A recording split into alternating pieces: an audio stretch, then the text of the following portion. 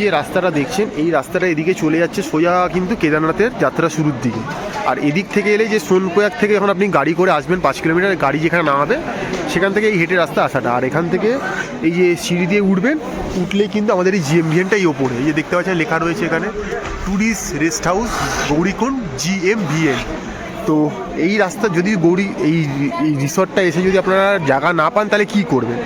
এই যে নিচের যে রাস্তাটা, এই ওপর দিকে এবং এই নিচের দিকে প্রচুর রুম রয়েছে, সেগুলো ইন্ডিভিজুয়াল তো দেখানো সম্ভব নয়।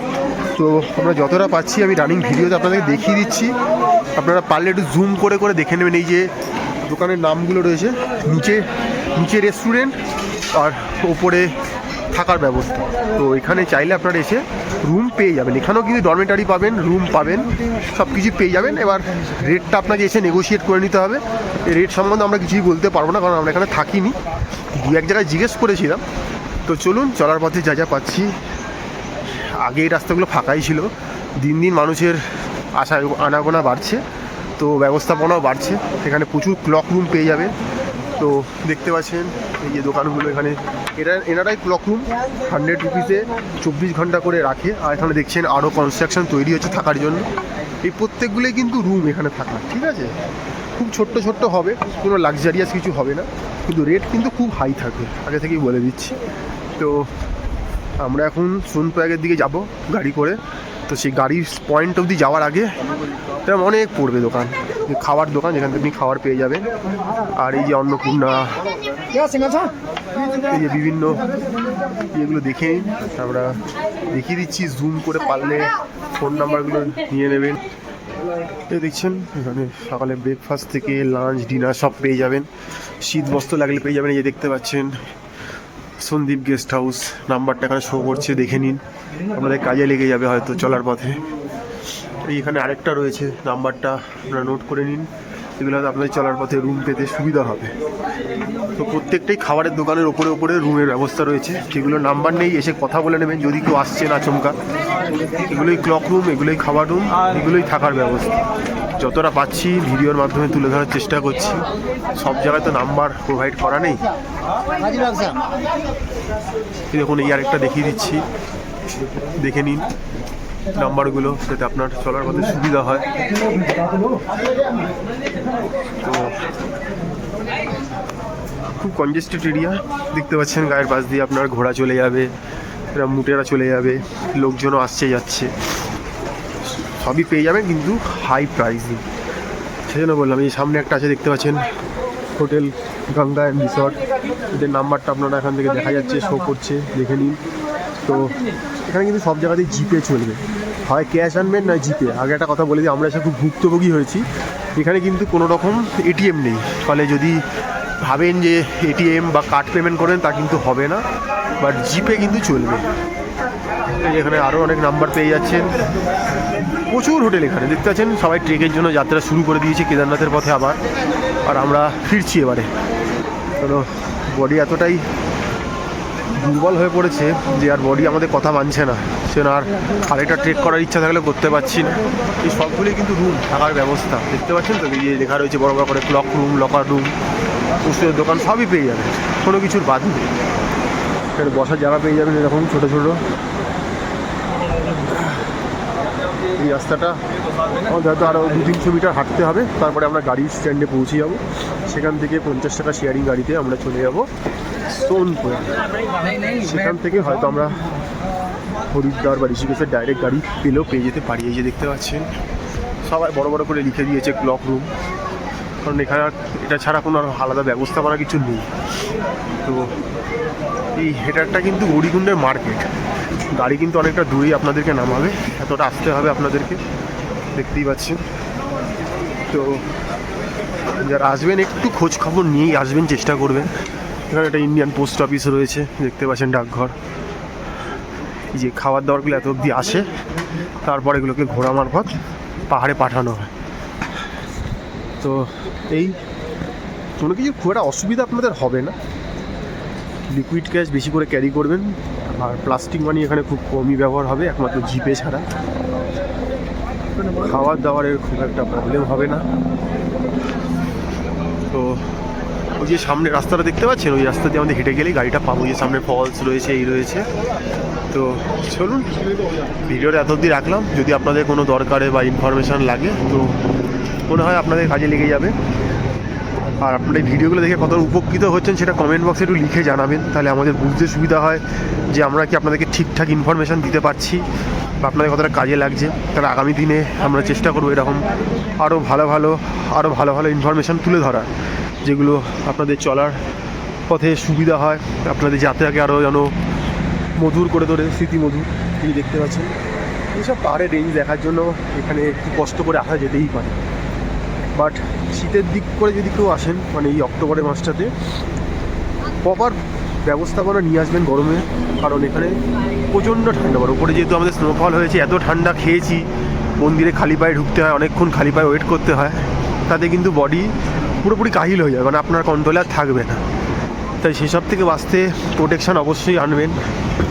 আর যদি মে মাস থেকে নিয়ে আগস্ট সেপ্টেম্বর অবধি আসেন তো অসুবিধা হবে না। আবার বৃষ্টি সিজন এলে একটু বৃষ্টিতে ধস প্রবণ এলাকা যেহেতু প্রবলেম হতে পারে, এই দেখছেন সেসব জায়গাতেই যখন তখনই ধস নামে, তো সেগুলোকে অ্যাভয়েড করবেন। গরমকালে এলে খুব ভালোভাবে ঘুরতে পারবেন। আর যদি শীতকে উপভোগ করতে চান, অ্যাডভেঞ্চার প্রিয় হন, তাহলে অবশ্যই এই টাইমটাতে আসবেন, এই অক্টোবর বা যখন এই চারধাম শেষ হয়ে যায় আর কি, মানে ঠিক আপনার ভাইফোঁটার সময়টা অবধি, তখন আসবেন, তো এনজয় করতে পারবেন। ভিডিওটা এত অবধি রাখলাম, তো দেখবেন, চ্যানেলটাকে লাইক করবেন, সাবস্ক্রাইব করবেন, আপনাদের বন্ধুবান্ধবদেরকে শেয়ার করবেন, যাতে আগামী দিনে যারা এখানে আসছে তাদের যদি কোনো উপকারে লাগে ভিডিওগুলো। এটাই দেখালাম। তো চলুন আগে কি হয় দেখা যাক। আজ আমরা বেরিয়ে যাচ্ছি হরিদ্বারের পথে। এই যে দেখছেন গাড়িগুলো দাঁড়িয়ে আছে, এই গাড়িগুলো করে শেয়ার গাড়িতে 50 টাকা আমরা চলে এলাম সোনপ্রয়াগ। যদিও সোনপ্রয়াগ এখন অনেকটা হাঁটতে হবে, কারণ এটা হচ্ছে আগে বললাম, যাওয়ার সময় বলেছিলাম অটো স্ট্যান্ডের মতো লাস্ট গাড়ি যেখানে দাঁড়াবে তার পিছনে এসে বাড়ি গেলে দাঁড়িয়ে যাবে। ফলে অনেক গাড়ি দাঁড়িয়ে আছে, আমাদের অনেক দূরে দাঁড়িয়ে গেছে, অনেকটা হেঁটে এখন যেতে হবে।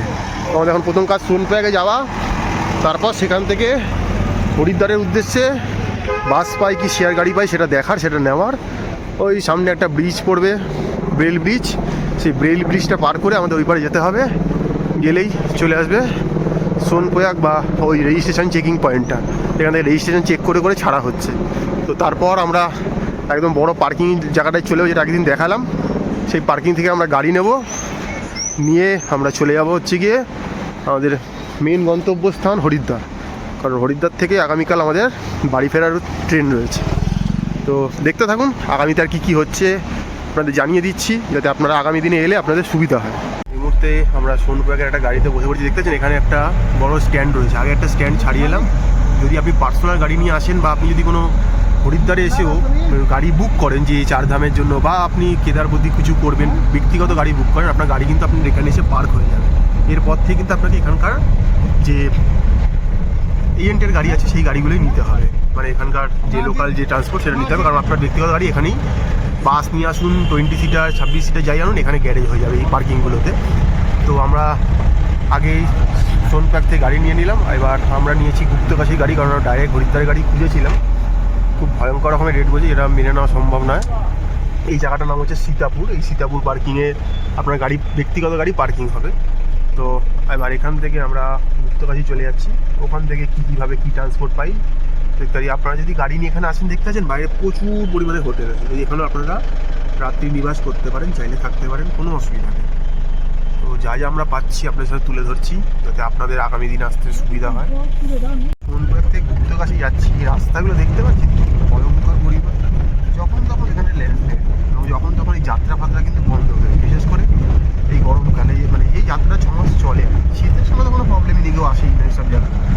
দেখুন পরিবেশটা দেখাচ্ছি বাইরে থেকে আপনার, পাহাড়ের রেঞ্জ দেখতে তো ভালোই লাগে। ওই বাস আসছে ওপার থেকে রাস্তা দিয়ে, আমার আগেও গাড়ি যাচ্ছে, ধসপ্রবণ এলাকায়। সামনে সব বোল্ডার দিয়ে পাহাড়গুলোকে বাঁধিয়ে রাখা রয়েছে। চলুন আবার কিছুটা রাস্তা দেখুন ভালো হয়ে গেল, এখন রাস্তা গাড়ি স্মুথ চলছে। আবার কিছুক্ষণ পর এমন খানাখন্দ চলে আসবে যে বিশ্বাস করে ধকলটা নেওয়া যায় না, এত জার্কিং হয়। অনেকে তো নিতে পারে না সেটা, যাদের শারীরিক কষ্ট প্রবলেম আছে তারও প্রবলেম বেড়ে যায়।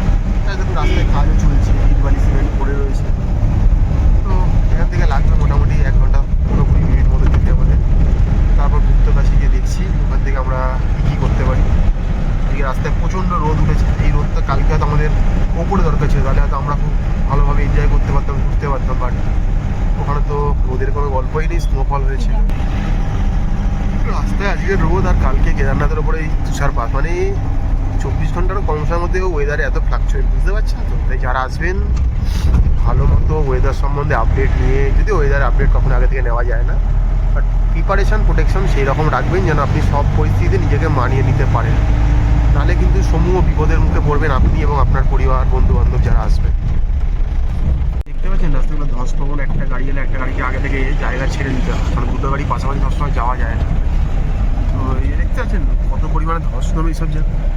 তাই বর্ষাকালে চেষ্টা করবেন এইসব ট্রেকগুলো বা এই ধরনের অমরনাথ, বদ্রীনাথ, কেদারনাথ এগুলোকে একটু অ্যাভয়েড করেছে। তো দেখতে পাচ্ছেন রাস্তার গাড়ি আপনি দুলুনি দেখে বুঝতে পারছেন কোন কাঁপছে, ওটাই অবস্থা খারাপ। চেষ্টা করবেন একটু বুঝে, আপনাদের সিজনটা বুঝে আসা, যে কোনো সিজনে গেলে খুব একটা প্রবলেম হবে। আমরা চলার পর যত জায়গা নলেজ গ্যাদার করছি সবই আপনাদের কাছে শেয়ার করছি। সৌন্দর্য নিয়ে তো আমার কথা বলার জায়গাই নেই, মানে উত্তরাখণ্ড সবসময়ই সৌন্দর্যের জন্য বিখ্যাত, বাট ভয়াবহতাও রয়েছে তার সাথে সাথে, সেগুলোকে একটু মাথায় রেখে চলার চেষ্টা করুন। আর পাহাড় মানে পাহাড়ে একটু দূরে দূরে বাঁকে বাঁকে রহস্য রোমাঞ্চ লুকিয়ে রয়েছে, এই নিয়েই পাহাড়ে পথ চলা। দেখতে পাচ্ছি একটা মোড় ঘুরলেই মনে হয় কিছু নতুন দেখবো, কিছু নতুন দেখতে হবে। চলছি আমরা আস্তে আস্তে আগামীর পথে, দেখা যাক কী হয়। এই গাড়িটায় করে আমরা সোনপ্রয়াগ থেকে রওনা দিয়েছিলাম পার হেড 150 টাকায়। চলে এসেছি গুপ্তকাশী, দেখতে পাচ্ছেন এখান থেকে দিল্লি 425 কিলোমিটার, হরিদ্বার 203 কিলোমিটার। তো আমরা হরিদ্বারের পথে যাওয়ার ট্রান্সপোর্ট খুঁজছি, দেখছি কি পাই, রুট ব্রেক করে না ডাইরেক্ট। তো দেখুন এখানে একটা জমজমাট শহর, খাওয়ার দাওয়া সব পেয়ে যাবেন, থাকার ব্যবস্থাও রয়েছে। যদি কেউ এখানে এসে ব্রেক নিতে চান, হল্ট নিতে চান, নিতে পারেন, কোনো অসুবিধা নেই। তো এখানটা একটা জাংশন পয়েন্ট, এখান থেকে সব জায়গায় যাওয়ার গাড়ি ঠাড়ি পাওয়া যায়, কোনো অসুবিধা নেই। তো আমরা এখন এসেছি, এখানে কি পাচ্ছি দেখছি, আগে জানাবো আপনাদের। এই দেখলেন আমরা প্রথমে এলাম হচ্ছে গিয়ে গুপ্তকাশীতে এলাম। তো এখানে এসে অনেকক্ষণ বাসের ব্যাপারে করেছিলাম, বাট ওটা বোধহয় টাইমে ছাড়ে, আর্লি মর্নিংই তার নেই। তো মোটামুটি 1.5 ঘন্টার উপর এখানে আমাদের সময় নষ্ট হলো, কারণ ওই যে শেয়ার গাড়িতে আমরাই ফার্স্ট সিট ধরে বসে আছি, বাকি 8 জনের আর দেখা নেই। 8 জন যতক্ষণে ভরলো তো ততক্ষণে মোটামুটি 3টে বেজে গেছে। তো আমরা এখন এখান থেকে রুদ্রপ্রয়াগ 42 কিলোমিটার। তো পাহাড়ি রাস্তা যে 42 কিলোমিটার শুনতে খুব কমই মনে হয়, পাহাড়ি রাস্তা এটাই 1.5 ঘন্টা 2 ঘন্টার সমান। তো ধরেই নিন 5টার আগে আমরা হয়তো রুদ্রপ্রয়াগ পৌঁছাচ্ছি না। তারপর আগামী কী পথ দেখা যাক, কারণ শেয়ারিংয়ে গেলে একটা যেমন সুবিধা হয় যে আপনার ভাড়াটা শেয়ার হয়ে যায়, সেরকম ওই কলকাতা যারা থাকেন তারা জানেন অটোর মতো না ভরলে ছাড়বে না। আর এখানে অটো যেমন 5 মিনিটে ভরে যায়, এখানের লোক ভরতে 1.5-2 ঘন্টাও লেগে যেতে পারে। তো আগামীর পথ ছাড়া দেখা যাক কী হয়। তো চলার মধ্যে হঠাৎ একটা পাহাড়ের ওপর লেক দেখা যাচ্ছে, এটা সম্বন্ধে আমার এখন আগে অভিজ্ঞতা ছিল না, কারণ এদিকে আমি প্রথম এসেছি, কী নাম কী কিছুই জানা নেই। সেটা কি আচমকা তৈরি হয় না যা, তবে দেখতে পাচ্ছি এদিকে কিছু ড্যাম টাইপের বোধহয় করা, এটাকে জল বানিয়ে রাখা কোনো কাজে লাগানোর জন্য, কারণ এটা তাই কোনোদিন এটার উল্লেখ কোথাও খুব একটা শুনিনি। কিন্তু সামনে দেখুন, দেখতে পাবেন একটা প্রজেক্টের জন্য ড্যামটাকে বানিয়ে রাখা, আগামীতে কিছু কাজ বাজ হবে হয়তো এখানে।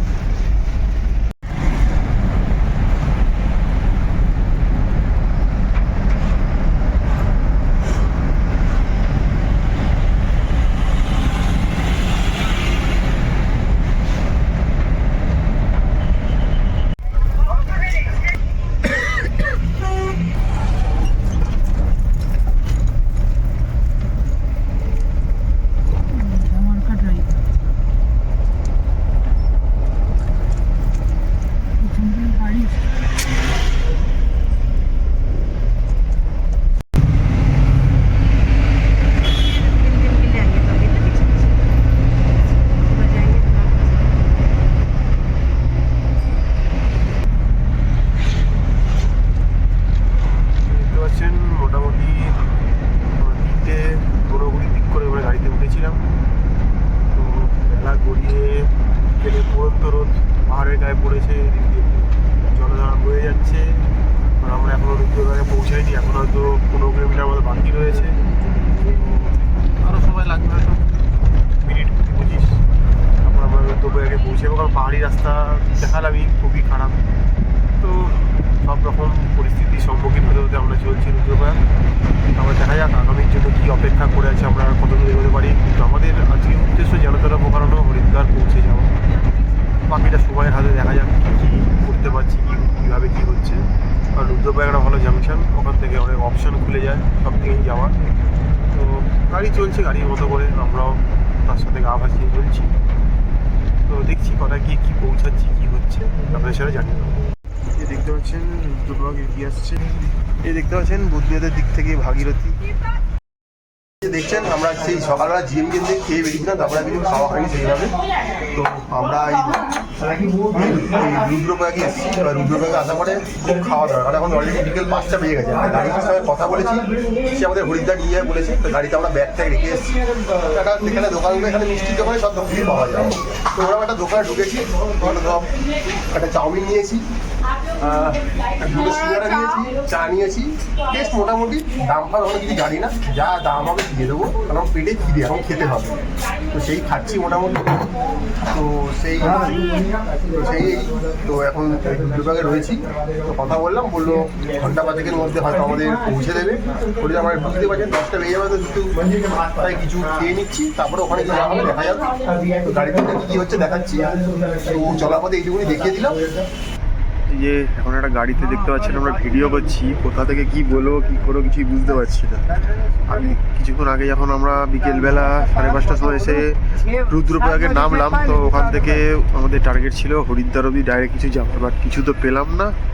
1.5 ঘন্টা নষ্ট করার পরে একটা কোনো রকম একটা গাড়ি পেয়েছি, যেটাই করে আমরা শ্রীনগর এসেছি। এবার শ্রীনগর থেকে কোথায় যাওয়া যায়, তো কী করছি দেখা যাক।